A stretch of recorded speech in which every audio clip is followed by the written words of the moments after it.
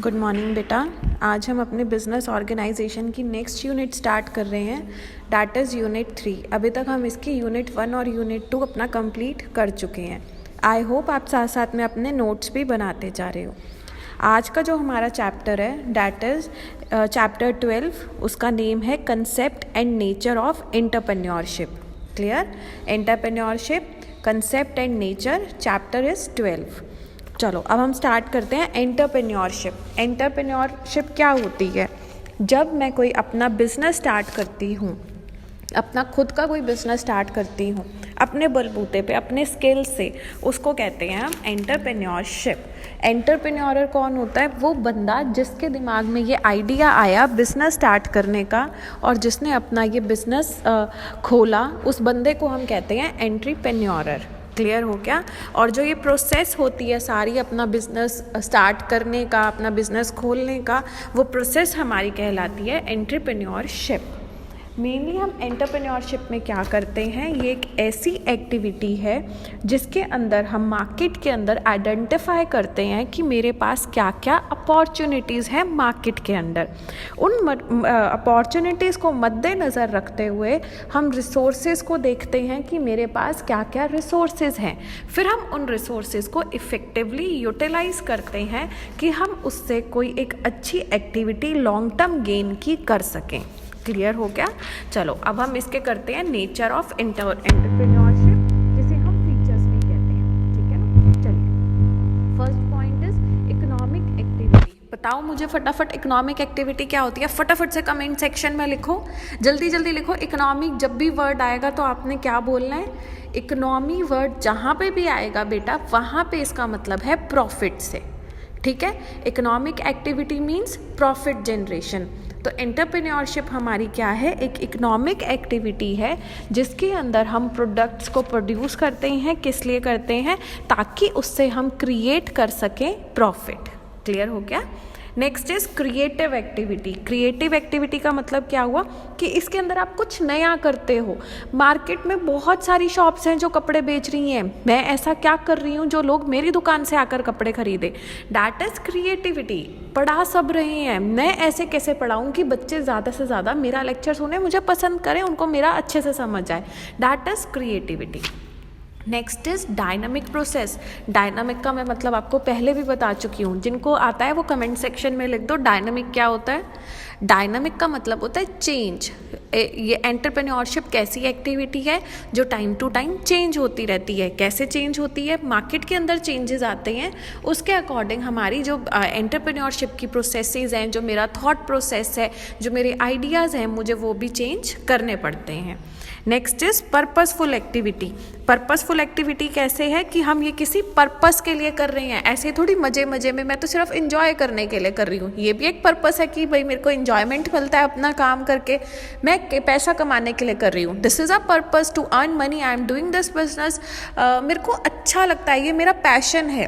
Passion gives me happiness, इसलिए मैं ये काम कर रही हूँ। तो there is some purpose behind the entrepreneurship activity. Next point is risk element. Yes, in every business there is a risk. Next point is organisation building. क्योंकि इसके अंदर कैसे हम ऑर्गेनाइजेशन बिल्ड कर रहे हैं, क्योंकि हमने जब काम स्टार्ट किया, जब मेरा काम लार्ज स्केल का हो जाएगा तो मुझे बहुत सारे लोग चाहिए वो काम करने के लिए। मेरे को कोऑर्डिनेट करना है, मुझे अपने बिजनेस में प्लान करना है, मुझे एग्जीक्यूट करना है, फिर मुझे स्टाफ चाहिए वो काम करने के लिए। तो यहाँ पर हम क्या कर रहे हैं? Starting of an organisation. कि अभी जब एक बिजनेस स्टार्ट होता है तो धीरे धीरे जब वो बढ़ता है बिजनेस, तो वो एक ऑर्गेनाइजेशन को जन्म देता है। Last point is gap filling function. Gap filling function है किस चीज़ का? गैप जो कस्टमर की नीड है और जो उन्हें गुड्स पहुंचाने तक का गैप है, वो गैप कौन फुलफिल करता है? एंटरप्रेन्योरशिप। कैसे फुलफिल करते हैं? By producing goods and services according to the needs of your customer to fill the gap. Clear हो गए बेटा ये पॉइंट्स? अब नेक्स्ट टॉपिक है इसमें फैक्टर्स इन्फ्लुएंसिंग एंटरप्रेन्योरशिप। कि जब मैं खुद का बिजनेस स्टार्ट करती हूँ तो क्या फैक्टर्स हैं जो मुझे अफेक्ट करते हैं। First factor is personal characteristics. Personal characteristics का मतलब है कि मैं पर्सनली कैसी हूँ, मैं रिस्क टेकिंग हूँ, मैं बहुत एक्सट्रोवर्ट हूँ, मेरे दिमाग में बहुत नए नए आइडियाज़ आते हैं, मेरे पास बहुत टेक्नोलॉजिकल स्किल्स हैं। तो ये अफेक्ट करेंगे कि मैं क्या एक एंटरप्रेन्योर बन सकती हूँ या नहीं बन सकती। Next is life path circumstances. Life path circumstances का मतलब है बेटा कि मेरी लाइफ कैसी रही है, क्या मैं जिस प्रोफेशन में पहली थी क्या पता मुझे उसमें वो सेटिस्फेक्शन ना मिलता हो तो मैं एंटरप्रेन्योरशिप में आ गई, क्या पता जितना पैसा मैं डिज़र्व करती हूँ वो पैसा मुझे मेरी पुरानी जॉब मेरे पुराने बिजनेस से ना मिलता हो तो मैंने अपना एक बिजनेस स्टार्ट कर दिया। तो क्या मेरे लाइफ के सर्कमस्टांसेस रहे हैं जिनकी वजह से मैं एक एंटरप्रेन्योर बन गई। Next is environmental factors. Environmental factors होते हैं कि मेरे पास कितने रिसोर्सेज अवेलेबल हैं to do a particular business. जैसे कि क्या पता मेरे पास अच्छा फाइनेंस हो, मेरे पास टेक्निकल स्किल्स हों, मेरे पास अच्छी लैंड अवेलेबल हो। जब मेरे पास सारे रिसोर्सेज होंगे तो क्या पता कोई अपॉर्चुनिटी आए तो मैं उस अपॉर्चुनिटी को अच्छे से यूटिलाइज़ करूं, फिर मैं उससे क्या करूं, एक न्यू वेंचर, एक न्यू अपनी बिजनेस ऑर्गेनाइजेशन स्टार्ट करूं। ठीक है। Next is qualities of a successful entrepreneur, कि क्या क्वालिटीज़ होनी चाहिए एक बिजनेसमैन में। आप सोच के बताओ, मैं आपको 2 मिनट्स देती हूँ बेटा। आई वांट कि आप कमेंट सेक्शन में फटाफट से लिखो कि आप अगर एक बिजनेस स्टार्ट करने जा रहे हो तो आप अपने अंदर क्या क्वालिटीज़ देखते हो। खुद से सोचो, पढ़ा पढ़ाया नहीं, रटा रटाया नहीं।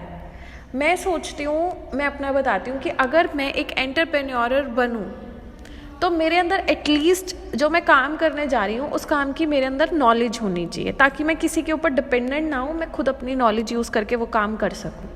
मेरा ये मानना है। बाकी आप लोग बताओ। लिखो लिखो, डरो मत। मैं कुछ आके आपके घर आके थोड़ी आपको डांटने वाली हूँ गलत भी होगा तो। लिखो लिखो, गुड गुड, हाँ हाँ। तो क्या क्या क्वालिटीज़ होनी चाहिए। कैपेसिटी टू अज्यूम रिस्क, मेरे अंदर ये कैपेबिलिटी होनी चाहिए कि मुझे इस बिजनेस में कितना रिस्क हो सकता है, कितना प्रॉफिट हो सकता है, क्या चांसेस हैं कि ये मेरा बिजनेस ना चले। तो आपके अंदर ये कैपेसिटी होनी चाहिए जिससे आप ये जज कर सको the level of risk. Second point is technical knowledge and willingness to change. मेरे अंदर क्या होना चाहिए, टेक्निकल नॉलेज होनी चाहिए जो मैं काम करने जा रही हूँ। जो मेरा वाला पॉइंट था, मैं नॉलेज पे किसी पे डिपेंडेंट नहीं हो सकती। और मेरे अंदर विलिंगनेस होनी चाहिए चेंज करने की, कि हाँ अभी अगर ये टेक्नोलॉजी मुझे आती है और मार्केट के अंदर कोई नई टेक्नोलॉजी आई है तो मेरे अंदर वो विलिंगनेस होना चाहिए उस चेंज को एक्सेप्ट करने का। ठीक है। Next point is ability to marshal resources. Marshal का मतलब होता है बेटा यूटिलाइज, मोबिलाइज, इकट्ठे करना रिसोर्सेज। तो मेरे अंदर कैपेबिलिटी होनी चाहिए कि मैं सब रिसोर्सेज को अच्छे से यूटिलाइज कर सकूं। Last point is ability of organisation and administration. बताइए ये पॉइंट मुझे। हाँ, मेरे अंदर कैपेसिटी होनी चाहिए कि मैं चीज़ों को अच्छे से ऑर्गेनाइज कर सकूं और मैनेज कर सकूं। ठीक है। अब हम नेक्स्ट टॉपिक पे आते हैं, that is characteristics of an entrepreneur, कि एक एंटरप्रेन्योर को कैसा होना चाहिए।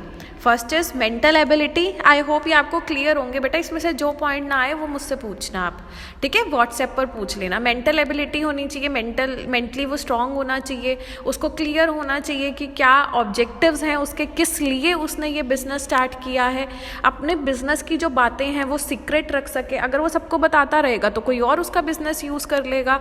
उसके अंदर एबिलिटी होनी चाहिए अच्छे रिलेशंस बनाने की, relations with the employees, with suppliers, with bank, with finance companies, with government. Communication ability होनी चाहिए कि वो अच्छे से अपनी बात सामने वालों के सामने रख सके। मान लो बेटा मुझे सब आता है पर मैं आपको अच्छे से एक्सप्लेन ही नहीं कर पा रही, तो क्या फ़ायदा, कोई फ़ायदा नहीं है। तो मेरे अंदर एबिलिटी होनी चाहिए कि मैं इस तरीके से आपको चीज़ें बताऊं कि आपको वो चीज़ें अच्छे और आसान तरीके से समझ आ जाएं। आई होप बेटा कि मेरे कम्युनिकेशन स्किल्स, एबिलिटी सही हो, मैं जिस वे में आपको पढ़ाना चाहती हूँ आपको समझ आ रहा हो। प्लीज़ मुझे फीडबैक दो कि आप लोगों को समझ आ रहा है या नहीं आ रहा। Next point is technical knowledge. उसके अंदर टेक्निकल नॉलेज होनी चाहिए, जो भी वो काम करे वो अच्छा मोटिवेटर होना चाहिए, ताकि वो अपने साथ काम करने वालों को, अपने नीचे काम करने वालों को मोटिवेट कर सके। सेल्फ कॉन्फिडेंस होना चाहिए कि यस मुझे आता है और मैं कर लूँगा। और वो रिस्क टेकर होना चाहिए, ये ना हो कि सारा काम ही रिस्क लेकर करें, मॉडरेट रिस्क टेकर होना चाहिए।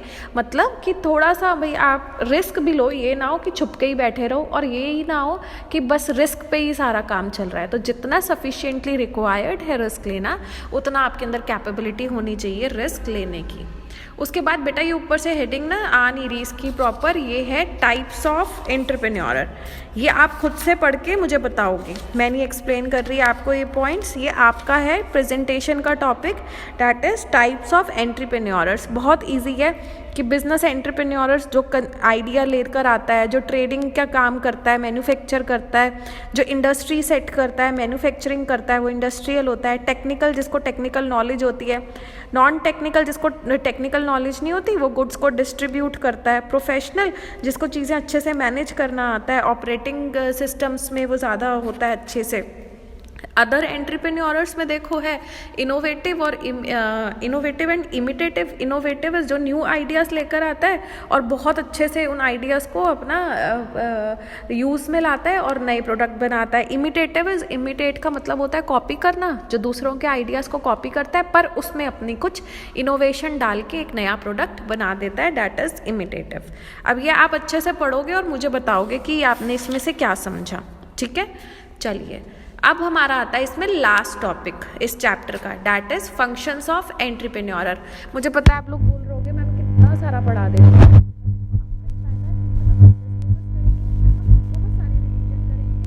आपको ही तो आएगा ना कि हाँ ये भी मुझे आता है, ये भी आता है। आई प्रॉमिस एग्जाम से पहले मैं आपको हर एक चीज़ याद करा दूंगी, पर अभी आप मेरे साथ साथ कवर अप करते जाओ, जो नहीं समझ आ रहा वो साथ साथ पूछते जाओ, ठीक है। चलो फंक्शंस ऑफ एंटरप्रेन्योर। फंक्शंस क्या है? पहला फंक्शन क्या है? इनोवेशन। इनोवेशन के ब्रैकेट में लिख लो बेटा, innovation is generation of new ideas. कि क्या फंक्शन होता है एंटरप्रेन्योर का? कि वो नए नए आइडियाज़ लेकर आए। सेकेंड इज रिस्क टेकिंग, लिख low risk taking. Risk taking क्या होता है? कि उसके अंदर कैपेबिलिटी होनी चाहिए रिस्क लेने की। थर्ड इज ऑर्गेनाइजेशन बिल्डिंग, कि वो धीरे धीरे अपने बिजनेस को ग्रो करे, अपने एंटरप्रेन्योरल जो उसका सेटअप है उसको ग्रो करे और एक ऑर्गेनाइजेशन का फॉर्मेशन करे, ठीक है। तो आज जो हमने पढ़ा एक बार रिवाइज कर लेते हैं। हमने पढ़ा एंटरप्रेन्योर क्या होता है, जो बंदा बिजनेस स्टार्ट करता है। एंटरप्रेन्योरशिप क्या होती है, जो वो प्रोसेस होती है जिसमें हम अपॉर्चुनिटीज़ देखते हैं क्या क्या अवेलेबल है, और उन अपॉर्चुनिटीज़ को देखते हुए हम मार्केट के अंदर अपनी जगह बनाते हैं।